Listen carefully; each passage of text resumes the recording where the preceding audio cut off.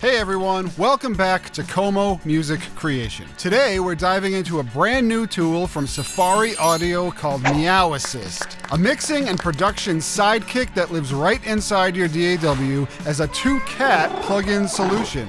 I've been messing with this tool for about a week now because I didn't want to give you just a quick first impression. I wanted to figure out where it shines, where it falls short, and who's it really for. Quick note up front, Safari did supply me with the plugin, but this is a completely independent review. So let's see if this thing is actually useful or just another flashy AI toy. So for today's example, I've got this song that I used in a different video, and right now it has some superior drums that I want to replace with real drums. So first things first, let's do that.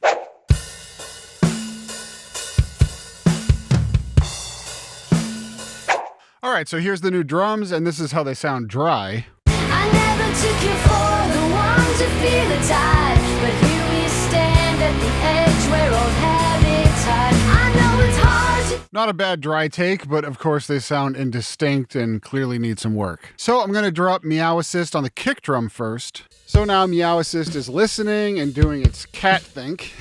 Got your audio, what should we explore? This is the kick drum from a larger drum recording consisting of 8 microphones. The song that these drums are meant to play along with is a modern alternative rock song. What do you suggest I do with this kick drum? Let's see. To give that kick a solid punchy purr, high pass everything below 30 Hertz, add a tight boost around 80 to 120, then a thin slice at 3 to 5 kilohertz. Use a fast attack medium release compressor, blah, blah, blah. Okay, sounds good, but I want it to be a little bit more specific. Can you tell me how many decibels to cut or boost, which Q value I should use on the EQs, the attack and release times, as well as the gain reduction and ratio on the compressor. Also, stick to plugins from UAD Spark, FabFilter Pro Q4, Pro C3, and Acoustica Audio. Okay, looks good. Start with the FabFilter Pro Q4, set a gentle high pass at 30 Hertz, 12 decibels per octave. Boost 80 Hertz by +3 with a Q of 1 for body, +2 peak at 4 kilohertz, Q of 5. Then feed the kick into the Pro C3 with an 8 millisecond attack, 100 millisecond release, 4:1 ratio. Okay, as you can see, this is offering some pretty specific advice. So I'm not going to sit here and do every single drum on camera. That would be a very long and boring video.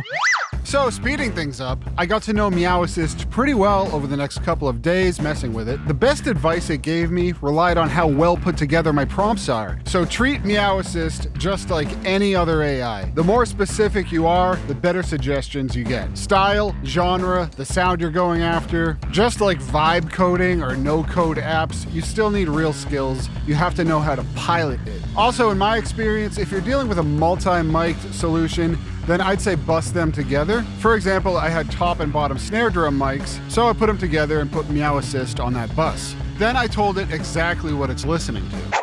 So real quick, this is the audio from the snare bus, which has top and bottom microphones, blah, blah, blah. I kind of walked through the same process that I did with the kick drum. However, now I know to say include Q values, precise frequencies, decibel values, high, low pass slope, etc. for any EQ suggestion. Anyways, this gave me better results than if I just put it on the top and bottom snare drum separately. And I'll just leave this detailed answer here if you want to read it.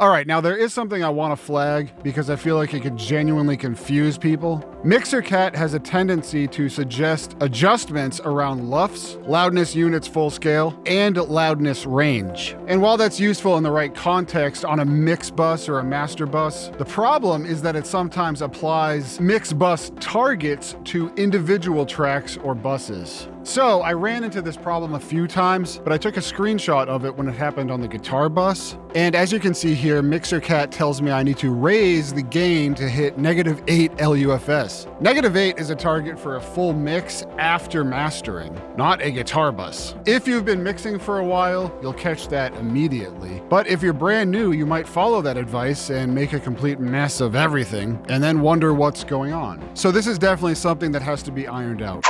All right, let's move on to Producer Cat, which is a different kind of tool. You can ask it things like, what's my tempo or what key am I in? But honestly, you can figure that out pretty quickly in your DAW. Logic basically does that automatically for you. So let's ask it something more useful. I recorded the first half of our example song into Producer Cat, and I told it exactly what I still need. So this is the first half of an alternative rock song that I've been working on. As you can hear, I have a verse, pre-chorus, and a chorus taken care of. The song stops as of now where the second verse will start. Then there's going to be a shorter pre-chorus and a second chorus. I don't need any help writing that, but I am stuck with the bridge, the middle 8. Do you have any suggestions for an engaging bridge section for this alt-rock song? Anything unique that will help it stand out from the rest of the song, like a modulation or a different rhythmic feel? So Producer Cat told me try dropping to a halftime feel and modulating up a whole step for a fresh lift, letting the guitar switch to a clean arpeggiated texture while a warm synth pad adds a gentle purr underneath. A simple 6-4-1-5 progression in the new key gives the bridge forward motion and lets the vocal line stretch into whisker-thin melody, which actually might sound kind of cool because you're not going to be starting on the 1 of the modulation. Rather, you'll be starting in the relative minor. So that could be interesting. The bridge is your chance to do something crazy and kind of break away from the main motif. I like that it gave me a concrete suggestion instead of just vague fluff. It doesn't write the part for me, it just gives solid, actionable suggestions that I could try immediately and take or leave. It's just like having a second set of ears in the room, or a writing partner who never gets tired and wants to go smoke weed or something. At the end of the day, you still have to turn those ideas into music, but it definitely speeds the process up and keeps you from getting lost in the weeds. I suppose pun intended. So, who is Safari Audio's Meaw Assist actually for? If you're a pro-level mixing engineer with 10 to 20 years of experience, honestly, it's probably not for you right now. Unless you're in a brand new room and need a second opinion on low-end translation or monitoring issues, then it could be useful. Total beginners can find a use for this, but if you're brand new to music production, then you'll have to familiarize yourself with some basic terms, like cue, bell, shelf, ratio, attack, release, high-low pass filters, mid-side processing, pre-delay, etc. Those aren't words everybody knows automatically. Where Meaw Assist really shines, in my opinion, is for intermediate producers, bedroom artists, and hobbyists. People who already know enough to ask smart, specific questions, but maybe they don't have trained ears. Or if you're like me, sometimes you just need a little nudge to finish writing a song. The whole catness thing is fun. When something sounds good, it purrs. When something needs work, it scratches. Little details like that help it feel more alive. A couple of things I would like to see in future updates would be Control F search. Long conversations happen quickly, and it would be great to find some specific information and save it when you need to.